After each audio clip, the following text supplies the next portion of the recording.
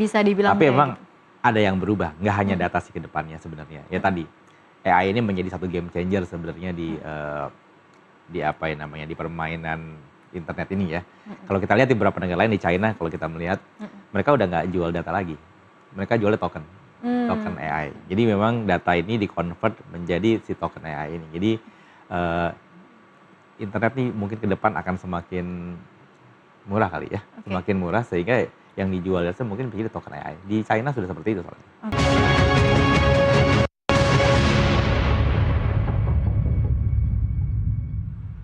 Terima kasih Anda kembali menyaksikan Nusantara Economic Updates dalam segmen khusus Industri 360.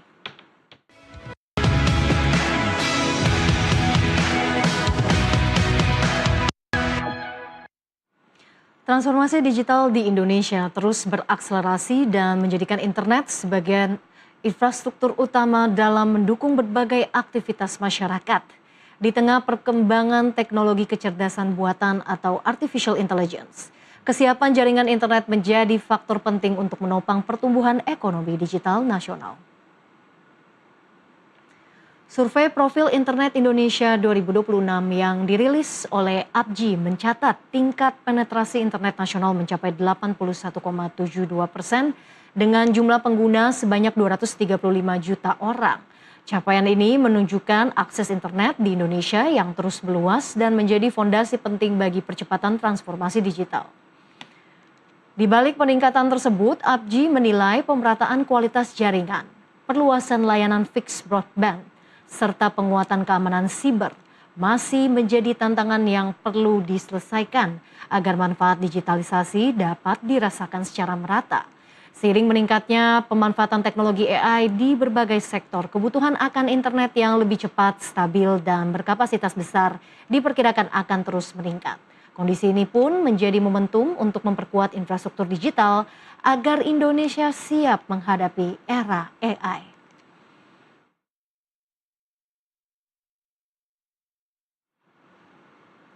Di tengah pesatnya perkembangan artificial intelligence, infrastruktur internet tidak lagi sekedar menjadi sarana konektivitas, melainkan fondasi utama bagi pertumbuhan ekonomi digital. Penetrasi internet di Indonesia memang terus meningkat, namun apakah kualitas dan kapasitas jaringannya juga sudah siap menopang era AI? Untuk membahasnya telah hadir bersama kami Ketua Umum Asosiasi Penyelenggara Jasa Internet Indonesia APJI, Muhammad Arif Angga. Pak Arif, selamat pagi. Pagi, Terima Mbak kasih Ellen. sudah bergabung dan juga senang sekali bisa kembali berdiskusi dengan Pak Arif. Ya. Ini soal tren penggunaan AI, Pak. Ya. Ini kan juga mendorong lonjakan penggunaan internet ya belakangan ini. Tapi kalau kita lihat secara kesiapannya, apakah infrastruktur internet nasional ini juga sudah siap untuk menghadapi era AI ini? Oke, jadi memang akhirnya semua topiknya tentang AI ya. Apapun dikaitkan dengan AI. Jadi AI ini udah menjadi salah satu kebiasaan kita ya dalam sehari-hari. Dan memang kalau dibilang infrastruktur Indonesia, dibilang siap, siap nggak siap, ya Harus kita siap. harus siap. Tapi kalau secara keseluruhan, memang Indonesia ini sedang dipersiapkan menuju ke arah AI. Bukan hanya connectivity, karena AI bukan hanya terkait connectivity, tapi kesiapan infrastruktur lainnya juga mendukung. Infrastruktur fisik dan internet pasti, tapi bukan hanya itu, data center, listrik, air ke depannya, karena kebutuhan akan perangkat-perangkat AI ini memang luar biasa ke depannya. Jadi saya lihat sekarang kita udah mulai ke arah sana semua. Banyak sekali investasi yang masuk akhir-akhir ini, baik di sekitar Jakarta, di Batam, yang semuanya mengarah kepada AI. Karena ya memang kebutuhan, ya balik lagi, Indonesia sebagai, tadi kalau dilihat Indonesia sebagai negara yang punya market cukup besar di kawasan Asia Tenggara dengan pengguna internet lebih dari 232 juta ya. Dan ini tentunya menjadi sebuah market yang sangat menarik untuk penggunaan AI ke depannya. Tapi gambaran dalam beberapa tahun terakhir kalau bisa dicermati juga nih ya Pak ya. Dalam beberapa tahun terakhir ini ada tidak lompatan signifikan yang juga terjadi dalam perkembangan internet di Indonesia? Ya kalau saya lihat secara signifikan di era COVID memang signifikan ya. Tapi sekarang menurut saya terus menanjak, tapi memang bertahap menuju lebih baik ya. Kalau lihat pengguna internet juga setiap makin hari semakin meningkat, setiap tahunnya bertumbuh sekitar 1-1,5%. Ini menunjukkan memang grafik tren kebutuhan ini akan semakin besar ke depannya. Ya balik lagi, isunya masih infrastruktur, kualitas, dan kedepannya. Kalau masalah AI dan yang aplikasi di atasnya itu kan kebutuhan masyarakat ya, Iya. dapat berbeda-beda kedepannya. Kebutuhan semakin meningkat, penetrasinya juga cukup tinggi ya. Cukup tinggi. Data dari ABJ ini penetrasi untuk internet sekitar 81,7 ya, tahun ini, 81,7. Nah, 2026. apakah dengan adanya pertumbuhan ini juga dibarengi dengan kualitas layanan internet juga dan pemerataan ini yang juga tidak kalah penting? Benar, kualitas memang menjadi masih persoalan di kita ya. Data-data yang terakhir yang kita memang terima, kita masih kecepatan sekitar 30 mega per second. Masih banyak ketinggalan di negara kawasan ASEAN. Masih nomor 9 dari 10 negara di ASEAN. Ini yang menjadi PR kita bersama, bagaimana ke depan kita meningkatkan layanan internet lebih baik lagi. Bukan hanya terkoneksi, tapi juga menerima layanan yang lebih cepat lagi. Ya tadi balik lagi, mau AI, mau apa, tetap aja nanti ke depannya adalah kebutuhan akan data dan bandwidth akan semakin besar yang dibutuhkan Kebutuhan untuk masyarakat. data dan juga memang tercermin ya dari adanya lonjakan konsumsi data juga akhir-akhir ini. Pasti. Nah, dan ini juga tidak kalah menarik ya Pak ya kalau kita melihat apakah juga ada perubahan pola dari traffic internet juga yang dirasakan oleh internet service provider? Benar. Jadi memang akhir-akhir ini saya sih merasakan memang trafficnya meningkat luar biasa ya. Kita kalau lihat dari traffic internasional aja, dari beberapa kabel laut yang baru dibangun di Indonesia recently, dulu kalau kita bicara kapasitas 1 tera, 2 tera itu rasanya tuh udah wah, ini udah luar biasa sekali gitu ya, udah sangat besar sekali. Sekarang bahkan terakhir ini kapasitas baru ada beberapa kabel laut yang baru launching dengan kapasitas lebih dari 20 tera, itu kayak sebentar aja udah penuh gitu ya. Ini menunjukkan memang berarti traffic ini melonjak luar biasa dan eksponensial menurut saya di akhir-akhir di era AI ini. Data is the new commodity ya Pak? Bisa dikatakan seperti itu? Bisa dibilang. Bisa dibilang Tapi kayak memang gitu. ada yang berubah, nggak hanya data sih ke depannya sebenarnya. Ya tadi, AI ini menjadi satu game changer sebenarnya di apa ya namanya, di permainan internet ini ya. Kalau kita lihat di beberapa negara lain, di China kalau kita melihat, mereka udah nggak jual data lagi. Mereka jualnya token AI. Jadi memang data ini di-convert menjadi si token AI ini. Jadi internet nih mungkin ke depan akan semakin murah kali ya, semakin murah sehingga yang dijual mungkin menjadi token AI. Di China sudah seperti itu soalnya. Oke, kemudian memang adopsi AI mau bagaimanapun kalau kita lihat di negara-negara lain ya, termasuk di Indonesia sendiri memang terus berkembang. Seperti yang tadi Bapak sampaikan, investasi juga cukup terlihat signifikan dari adanya pembangunan data center, kemudian kebutuhan untuk cloud, kapasitas backbone internet juga ini semakin meningkat. Apakah ke depannya ini memang infrastruktur menjadi kunci dan modal penting juga untuk Indonesia bisa catch up nih dengan negara-negara lain? Balik lagi ya, mau kita bicara AI, mau bicara apps di atasnya, OTT atau sebelumnya kan OTT ya, kan ya, video, streaming lah, game dan lain-lainnya. Sekarang AI, tanpa infrastruktur kan nothing. Nah ini memang yang menurut saya yang jadi kedepannya memang infrastruktur. Makanya tadi saya bilang, kebutuhan kabel bukan hanya kabel di darat, tapi kabel laut menurut saya submarine ini menjadi satu kebutuhan utama di Indonesia. Ya, Indonesia kan tahu ya geografisnya inter island, jadi kita memang antar pulau ini butuh banyak lagi kabel laut baru yang memang dibutuhkan oleh masyarakat di pulau-pulau lainnya agar merata kan. Kedua tadi data center. Data center juga saya bilang listrik ini sekarang yang saya tahu listriknya agak kurang ya, karena data center AI ini mengkonsum tenaga listrik yang sangat besar, luar biasa besar. Jadi memang ini juga perlu kecermatan dari pemerintah atau bagaimana menyediakan energi yang cukup untuk menerima lonjakan dari kebutuhan listrik yang luar biasa nanti ke depan di era AI. Dan air. Jadi seperti di Johor Bahru, setahu saya awalnya mereka sangat booming nih untuk data center. Sekarang agak di stop dikit karena kebutuhan air. Karena memang tuh konsum air juga sangat banyak, karena untuk pendinginan dari perangkat-perangkat yang memang membutuhkan pendinginan yang lebih dari perangkat jadi dari sisi kebutuhan energi ini yang juga perlu diperhatikan ya Pak. Jadi ini benar-benar membutuhkan banyak hal ya, bukan dulu kan kita hanya bicara internet, kita butuh fiber optik gitu. Udah gitu aja selesai. Nah, kita hanya buat itu aja, butuh fiber optik banyak ya udah. Sekarang ada AI data center. Ternyata bukan hanya fiber optiknya, energinya, airnya. Wah, ini jadi memang harus disiapkan benar-benar karena secara ekosistem juga cukup luas ya. Ya, jangan Baik, sampai kita Pak Arief, kita akan lanjutkan kembali dialog kita. Pemirsa Nusantara Economic Update akan kembali saat lagi.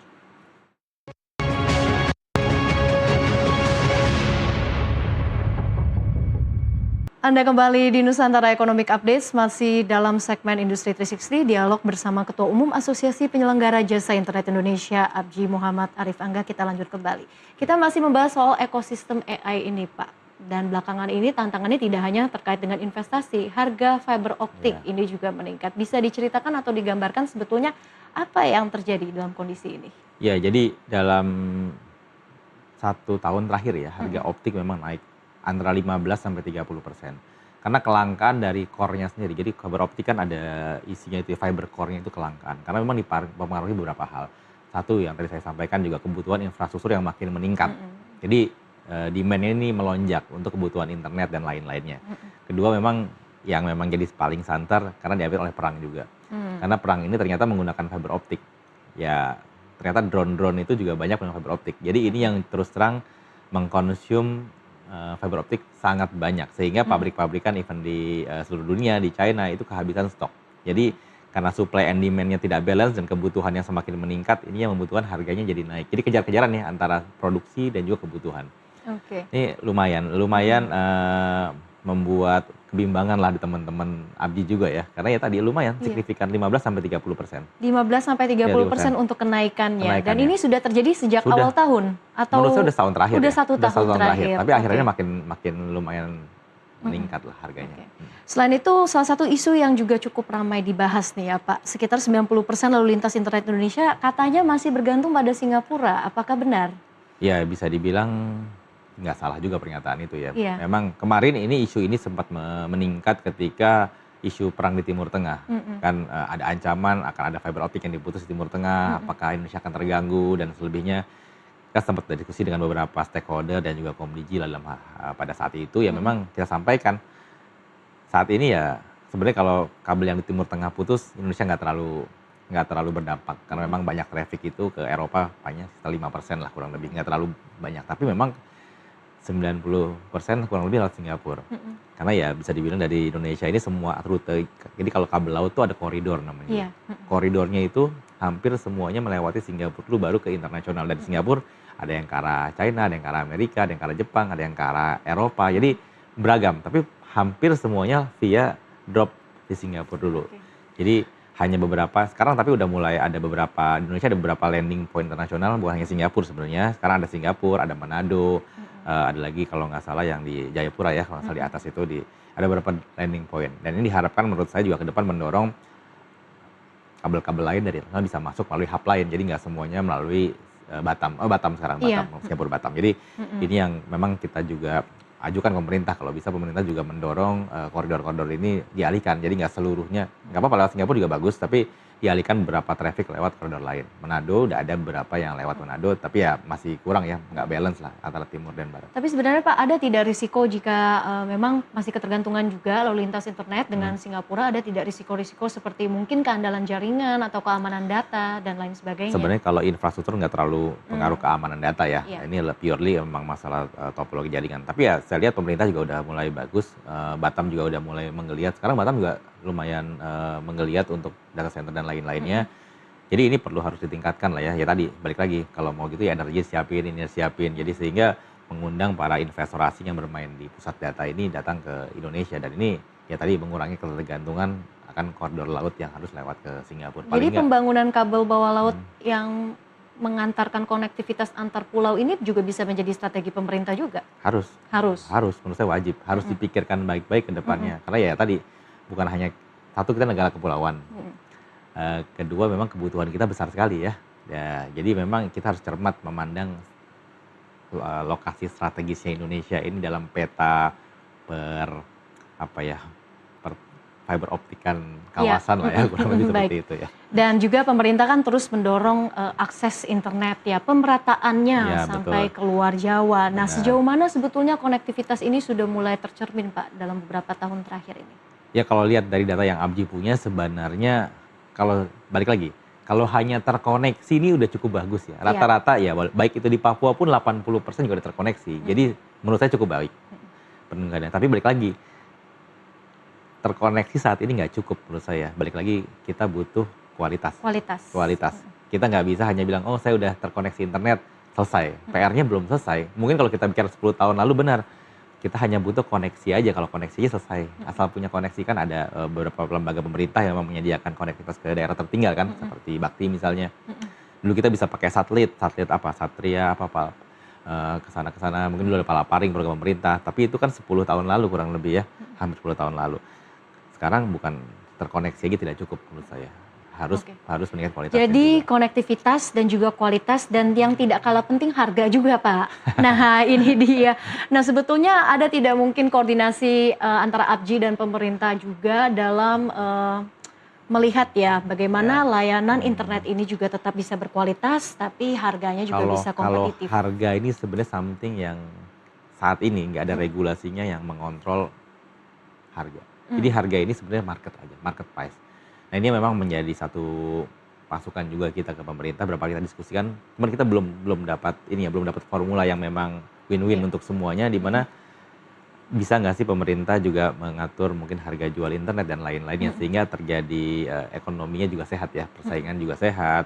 Tapi balik lagi, masalahnya nih yang jadi persoalan adalah ketika harga di barat dan di timur ini kan berbeda. iya, Oh di Jawa lah, oh bisa jual cukup murah lah misalnya gitu. Tapi mhm, kan di timur nggak bisa, karena mhm, cost of produksinya kan beda. mhm, Biaya kabel lautnya beda, biaya bandwidth-nya beda, dan seterusnya. Karena tadi balik lagi semua infrastruktur banyak kan di barat ya. mhm. Jadi yang untuk ke timur pasti akan lebih sedikit, jadi Jadi lebih ada sedikit. disparitas harga ya, Ada cukup perbedaannya harga, cukup signifikan tidak, Pak? signifikan. Kira-kira berapa persen?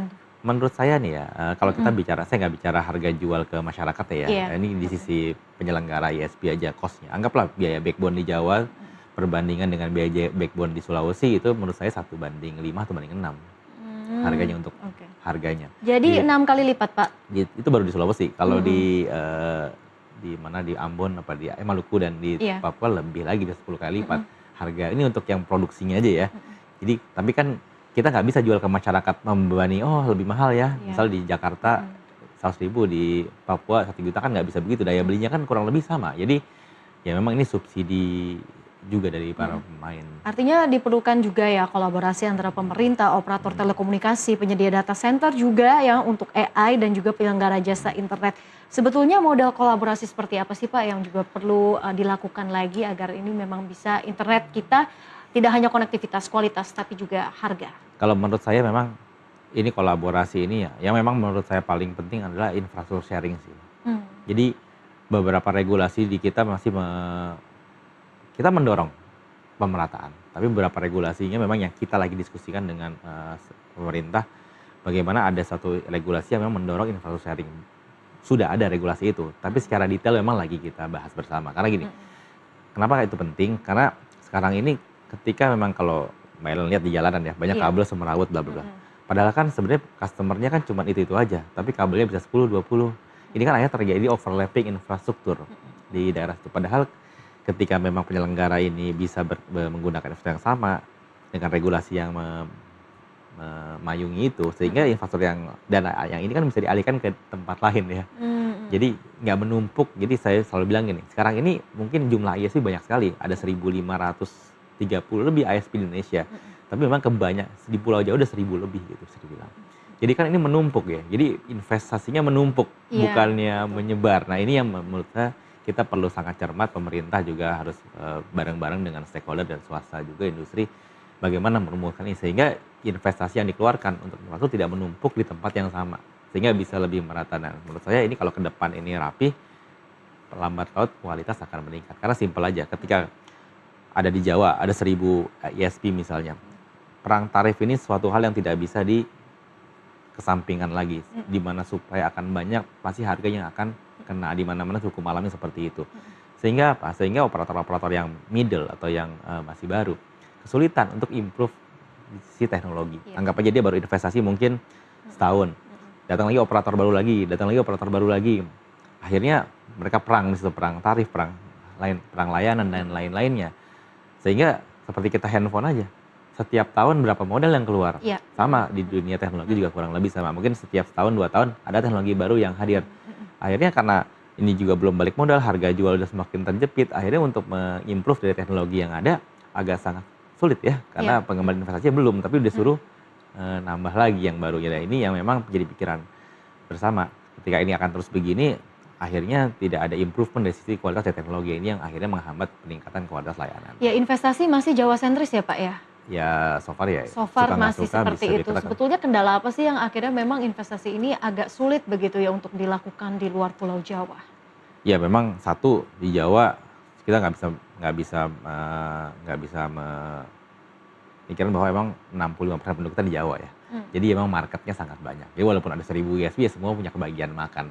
Kan seperti itu ya. Iya. Kedua, kalau di daerah lain kan mungkin masyarakatnya nggak terlalu banyak, density-nya nggak terlalu tinggi. Ya tadi cost infrastrukturnya juga lebih mahal dibanding di Pulau Jawa. Nah, ini yang memang harus dipikirkan bersama. Bagaimana memformulasikan ini sehingga bisa lebih minimal, kalau berbeda ya itu wajar ya, karena ada perbedaan cost, tapi tidak terlalu tinggi lah perbedaannya. Padahal akhir-akhir ini juga kan Indonesia bisa terbilang memang menjadi salah satu tujuan investasi yang cukup menarik ya. Khususnya untuk data center juga cukup masif gitu nilai investasinya.